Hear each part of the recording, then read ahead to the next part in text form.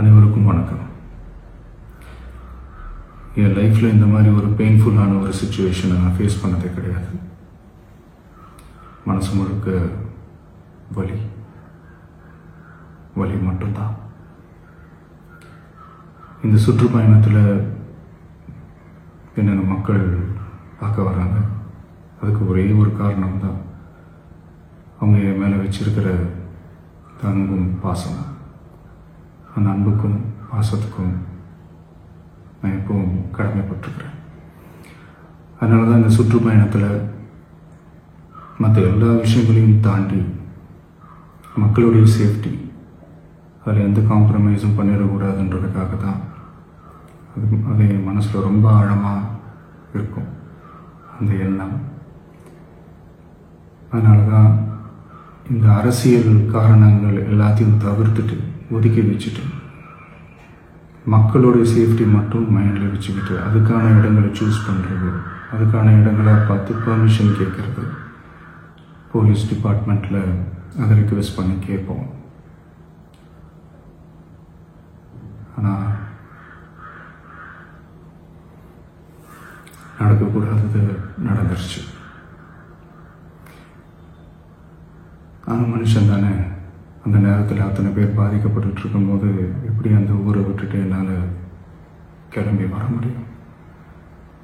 நான் திரும்ப அங்கே போகணும்னு இருந்துச்சுன்னா அதை ஒரு காரணம் காட்டி அங்கே வேறு சில பதட்டமான சுச்சுவேஷன்ஸ், வேறு சில அசம்பாவிதங்கள், அந்த மாதிரி எதுவும் நடந்துடக்கூடாதுன்றதுக்காக தான் நாங்கள் அவாய்ட் பண்ணோம்.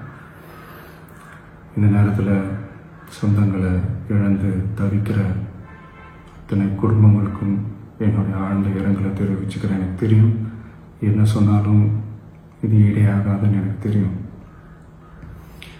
ஹாஸ்பிட்டலில் ட்ரீட் பண்ணிகிட்ருக்கிற எல்லாருமே சீக்கிரமாக க்யூர் ஆகி வரணுன்றதை இந்த நேரத்தில் நான் வேண்டிக்கிறேன். கூடிய சீக்கிரமே உங்கள் எல்லாரையும் நான் சந்திக்கிறேன். இந்த நேரத்தில் எங்களுடைய வலிகளை, எங்களுடைய நிலைமையை புரிஞ்சுக்கிட்டு எங்களுக்காக பேசின அரசியல் கட்சிகளை சார்ந்த நண்பர்கள், தலைவர்கள் அனைவருக்கும் என்னுடைய நன்றியை தெரிவிச்சுக்கிறேன். கிட்டத்தட்ட ஒரு 5 மாவட்டத்துக்கு பிரச்சாரத்துக்கு போனோம். இந்த மாதிரி எதுவுமே நடக்கல. ஆனால் கரூரில் மட்டும் ஏன் எப்படி நடக்குது, எப்படி நடக்குது? மக்களுக்கு எல்லா உண்மையும் தெரியும். மக்கள் எல்லாத்தையும் பார்த்துக்கிட்டு இருக்கிறாங்க. கரூரை சேர்ந்த அந்த மக்கள் அந்த உண்மையெல்லாம் வெளியில் சொல்லும்போது எனக்கு கடவுளே நேரில் வந்து இறங்கி அந்த உண்மைகள்லாம் சொல்கிற மாதிரி எனக்கு தோணுச்சு. சீக்கிரமே எல்லா உண்மைகளும் வெளியில் வரும்.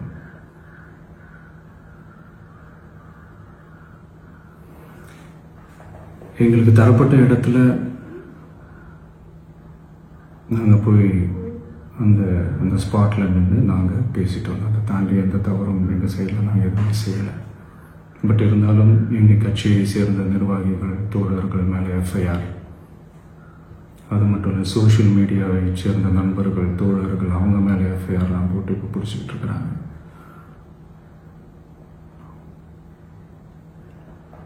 CM sir,